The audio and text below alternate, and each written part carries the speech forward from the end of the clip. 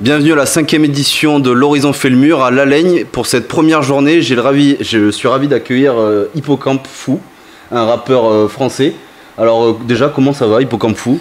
Mais ça va très bien, merci. Et toi, comment t'appelles-tu? Antoine. Antoine, bonjour Antoine. Et vous, c'est quoi votre prénom à la base? Alors, on peut se tutoyer déjà, ouais. si ça va, si c'est pas dans le cahier des charges, le vouvoiement.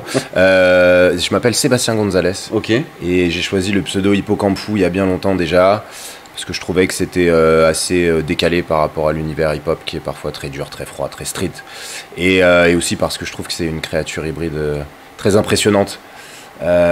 Qui moi m'a fasciné la première fois qu'on est tombé nez à nez, quoi.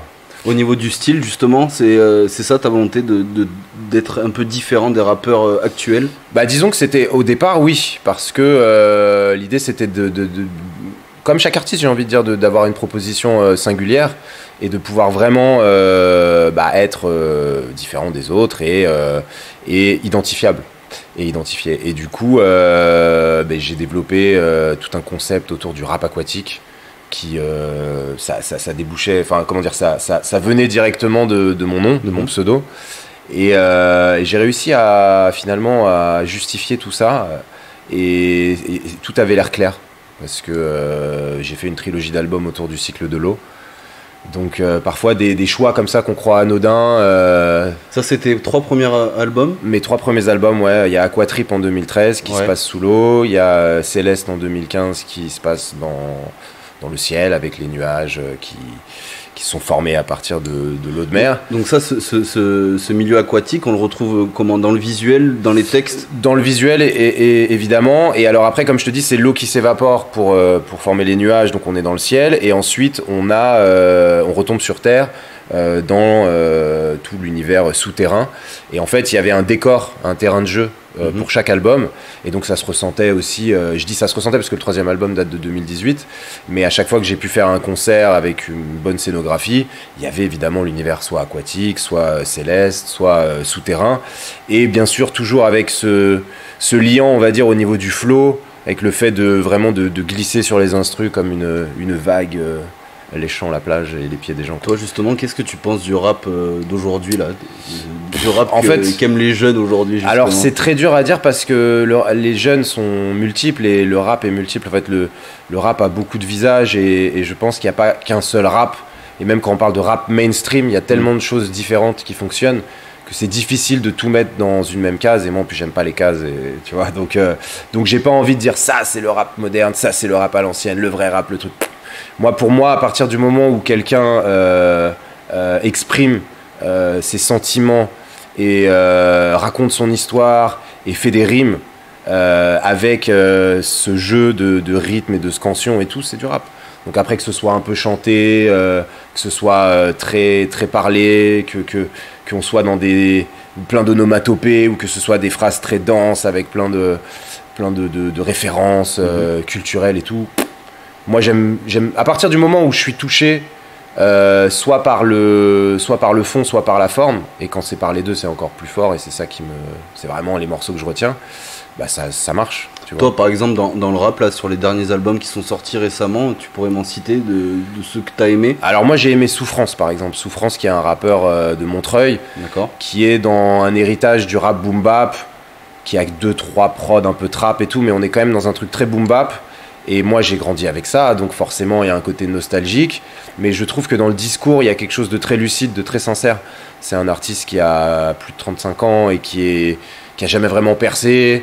Et moi, je m'identifie en fait à lui. Je me dis, voilà, quand il fait des phases, genre, je leur montrerai qui c'est le boss quand j'aurai couché ma petite. Voilà. Moi, je dis, ah, parfait, c'est ça que je veux entendre. Parce que voilà, c'est des problématiques, c'est des moments de doute qu'on traverse en tant qu'artiste, et je trouve qu'être super sincère comme ça et de dire vraiment ce qu'on ressent, et avec ce côté aussi je m'en fous, ce qui compte c'est pas le nombre d'albums que tu vends, c'est la sincérité que tu as dans tes propos et l'émotion ressentie par l'auditeur.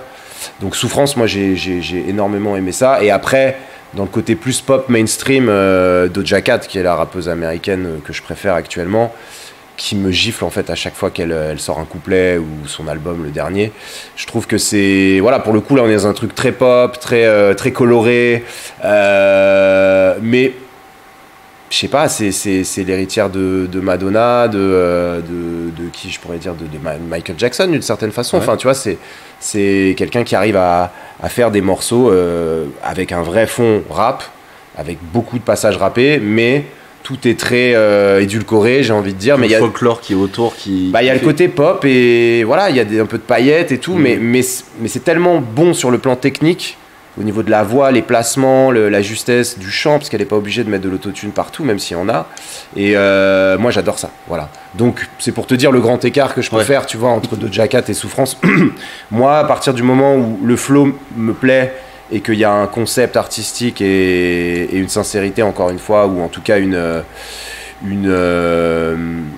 lâcher prise. Enfin, moi, c'est ça aussi, c'est chez les artistes pop, il y a ce truc où on va dire, ouais, c'est un personnage, etc. Mais en tout cas, quand ils interprètent ce personnage, ils ont l'air à l'aise, tu vois. Ils sont pas prisonniers d'un truc et tout. Et moi, je sens ce naturel, en fait, chez Doja Cat, comme je peux l'avoir chez Tyler, The Creator, par exemple, qui est aussi a l'air d'être complètement barré. Il a l'air d'être lui-même. Il n'a pas l'air de forcer le trait, quoi. Juste, il met des fringues un peu chelous, il a des scénos inattendus, mais c'est ça qu'on aime. C'est ça qu'on aime. Au niveau des rappeurs plus classiques, j'ai vu que t'aimes bien aussi les albums d'IAM, par exemple. Bien sûr. C'est un groupe qui t'a inspiré aussi, IAM. IAM, c'est... En fait, moi, si je parle vraiment rap français, t'as 3-4 piliers. On va dire, il y a 4 piliers. C'est IAM, NTM, MC Solar et le Saiyan Supakru. Parce que moi, j'ai commencé à écouter du rap assez tardivement. Et c'était vraiment l'ère du Saiyan Supakru. Donc, on va dire NTM, IAM, MC Solar, c'est les pionniers. Et puis Saiyan Supakru, c'était ce truc de... Ah ouais, on peut rapper comme les Américains en français. Tu vois, avec plein de trucs très rebondissants, etc. Donc ça, c'est les piliers. Et puis après, il y a plein de trucs que j'ai pu écouter par la suite qui m'ont énormément inspiré, influencé, que ce soit Orelsan. La chanson française aussi t'a inspiré, plus la variété, je veux dire.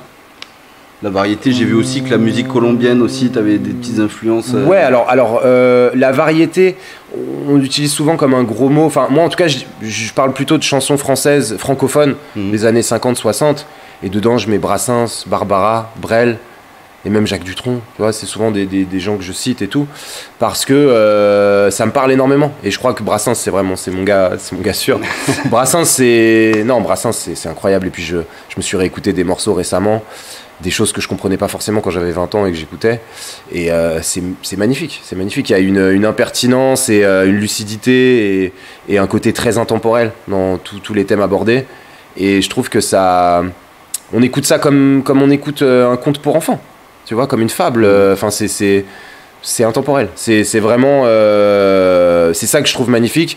Et c'est vrai que quand j'ai commencé à écrire, je me disais ok, moi je veux faire des morceaux aussi puissants que Brassens, avec autant de grivoiserie et de comment dire, de malice, et en même temps je veux le flow de Busta ou des gars du Saiyan et tout. Enfin, je voulais un truc qui soit percussif et pertinent au niveau du sens. Alors comment on arrive à produire un rap comme tu viens de me le décrire? Je sais pas si j'ai réussi à le faire. En tout cas, moi j'ai vraiment, je me suis creusé la tête, j'ai mis énormément de temps avant de, comment dire, de me détacher de la forme, parce que c'est vrai, quand on commence à rapper, on est tout fou, on veut mettre des rimes partout. Bien sûr, ouais. Donc on se retrouve dans des textes parfois un peu indigestes où il y a de la rime, des assonances de partout, mais on a du mal à saisir le propos. Et c'est vrai que écouter des mecs comme Orelsan, qui lui-même, je pense, a pas mal écouté Booba, qui eux-mêmes ont écouté des rappeurs américains, de Big Daddy Kane à je sais pas qui, Mobb Deep, etc. C'est l'école de la punchline. Et c'est vrai que voilà, les premières fois que j'entendais des trucs de Booba ou les premiers trucs d'Orelsan et tout, je me disais ah ouais, moi j'étais encore dans ce truc de faire de la rime de partout, que ça rebondisse partout. Mais là c'était vraiment de la punch, où c'était genre la phrase, ça pourrait être sorti d'un spectacle de stand-up. Et voilà, et donc j'ai appris, j'ai écouté, etc. Et aujourd'hui t'as des mecs comme Caballero Jean Jass par exemple, que je trouve brillants. Et c'est des gros punchliners, et ils ont cette autodérision et ce détachement que j'essaye d'avoir aussi. Enfin, je pense que je suis assez proche d'eux dans ce truc. Justement, l'autodérision, on la retrouve pas mal dans ton dernier album, qui parle un peu à la jeunesse. Ouais. Justement, Ouais. qui parle un peu des jeunes qui... Alors je sais pas si ça parle à la jeunesse, en tout cas c'est un mec de 37 ans, là j'en ai 38 maintenant, mais c'est un mec de 37 ans qui dit voilà, la musique que je fais, la vie, c'est pas la musique que je fais, c'est la musique que je vis. Pardon, putain, le mec se perd, excusez-moi. Non, la vie que je mène n'est pas pour les jeunes, voilà.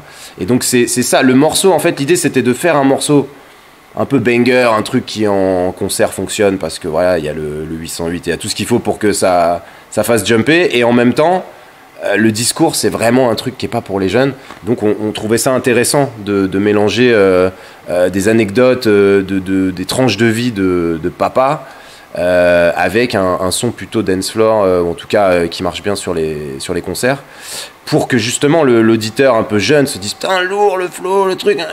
Mais en fait c'est chiant ce qu'il raconte, c'est que des trucs de daron chiant, tu vois. Mais c'est parce que c'est mon quotidien, tu vois, et que je me suis dit j'ai pas envie de tricher, tu vois. Encore une fois, la sincérité et tout, je pense que c'est super important. Et même un morceau que j'ai fait qui s'appelle La thune de ma femme, je me suis dit bah voilà, c'est vrai, tu vois. Pendant des années j'ai profité de son statut, du fait qu'elle gagne bien sa vie. Moi, j'ai jamais eu à faire vraiment des jobs alimentaires, et j'ai pu vraiment vivre ma passion à fond jusqu'à être rémunéré. Et aujourd'hui, voilà, j'en vis bien et je suis professionnel et c'est très bien. Mais si elle n'avait pas été là, j'aurais dû sans doute faire des trucs plus chiants. Et je me suis dit, tiens, je vais lui rendre hommage. Et en même temps, ça peut être marrant d'avoir un rappeur qui dit qu'il dépense la thune de sa femme, parce que la plupart des gars, quand même, je pense qu'ils sont plus dans ce truc, c'est les michtos, elles viennent autour de moi, elles veulent ma thune, elles veulent machin, et je me suis dit, c'est moi qui vais chercher la thune. Et avec quand même ce côté vraiment réaliste, tu vois, je voulais pas que ça fasse parodique ou quoi. Donc c'est toujours ce truc où en fait, j'ai envie que ça fasse rire les gens, en tout cas que ça les fasse sourire, mais en même temps, j'ai pas envie de tomber dans la parodie. Donc il faut toujours bien doser, ça va aussi dans l'image, les clips, les trucs. Et je pense que là où j'étais un peu plus cartoonesque et sorte de descendant de Jim Carrey ou quoi, toute cette école-là, tu vois, même Eminem, sur mes débuts, j'ai corrigé un peu le truc. Tu vois, le trait était très grossier, et je pense que maintenant je suis sur un truc plus épuré, plus proche de ce que je suis, parce qu'on est aussi dans un truc... je pense qu'aujourd'hui on est plus dans une recherche de vérité plutôt que... De faire l'acteur, tu vois, voilà, les costumes, les trucs. Après, ça va, ça vient, tu vois, il n'y a pas vraiment de règles, tu vois. Tu vas avoir Lil Pump et Kanye West qui mettent leur gros truc. Bon, les styles sont différents. Voilà, tout est possible, en fait. L'idée, c'est de fermer aucune porte et surtout d'être en accord avec qui on est au moment où on fait le morceau, quoi. Justement, dans cet album-là, Pas pour les jeunes, qui s'appelle Pas pour les jeunes, justement, qu'est-ce qu'on y retrouve? Il y a combien de titres En fait, c'est comme une petite compilation de singles, parce que tout ça a été fait un peu pendant le confinement, donc je voulais pas me lancer dans un album entier, donc j'ai pensé le truc comme une suite de singles, et puis après je les ai réunis, et en fait ils rentraient tous sous le thème Pas pour les jeunes. Et donc après avoir clôturé le cycle de l'eau, je me disais c'est une manière c'est un petit état des lieux de ma vie de quasi quarantenaire et tout, et c'est un peu autobiographique. C'est pour dire salut Hippo, comment tu vas, t'en es où? Je vous balance un petit EP, voilà. Alors justement, salut Hippo, comment tu vas, c'est quoi ton actualité? Alors mon actualité, donc là je continue de faire des concerts, comme ce soir ici à La Laigne, en jouant des morceaux de Pas pour les jeunes, quelques freestyles issus d'Instagram et tout, parce que j'ai été plutôt actif cette année sur Instagram. Ce soir par exemple, là, qu'est-ce que tu réserves au public? On va retrouver, comme tu dis, du morceau de ton dernier album. Il y a un peu de tout, en fait.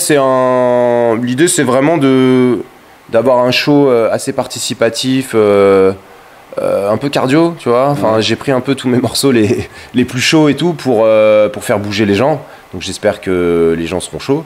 Et l'idée c'est vraiment de festoyer, c'est pas de festoyer, mais de lâcher prise, quoi. Que les gens puissent bouger dans tous les sens. Tu vois, moi comme je te parlais d'NTM, Science Soupa Crew, en live et tout, c'était incroyable. Et moi je suis resté avec cette envie de faire bouger la foule, tu vois. Tu les tiens, tu les diriges un peu comme Mickey quand il a son chapeau d'apprenti sorcier là. Et du coup, comment dire, c'est quelque chose que j'aime beaucoup.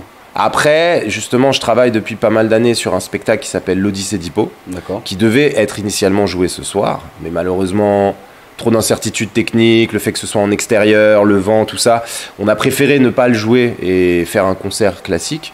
Mais ça, c'est un spectacle qui va tourner à partir de la rentrée. Ça s'appelle l'Odyssée d'Hippo. D'accord. Et là, on est sur un mélange de cinéma, musique, spectacle vivant.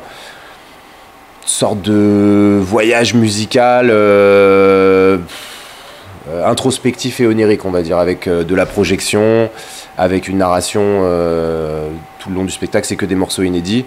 Et ça, c'est un truc qui m'a demandé beaucoup de temps, que j'ai travaillé avec le compositeur Lucas Dorier. Et une grosse équipe de gens. C'est un gros projet, donc ça a mis beaucoup de temps à se mettre en œuvre et maintenant, je pense qu'on est prêt. Enfin, on est prêt, tu vois, mais maintenant, il va falloir trouver un maximum de dates. On a quelques dates à la rentrée que j'annoncerai. Retour en Charente-Maritime prévu ou pas? Ouais, il y a une date déjà dans pas longtemps sur l'île de Ré, au Bois-Plage, okay. Pour un festival, c'est la première édition, ça s'appelle Boire la Tasse. Et j'y serai donc le 27 août. Okay. Voilà. Et après, normalement, cette fameuse Odyssée d'Hippo là devrait jouer. Je dirais pas les dates encore, je préfère les garder. Mais ça jouera bientôt, d'ici quelques mois, sur l'île de Ré et à la Sirène. Okay, voilà. Super. Bon, en tout cas, merci Hippocampes Fou d'avoir joué le jeu et d'avoir répondu à nos questions. Mais avec plaisir. Nous, on se retrouve demain pour une nouvelle interview et pour cette deuxième journée du festival L'Horizon fait le mur. À très bientôt.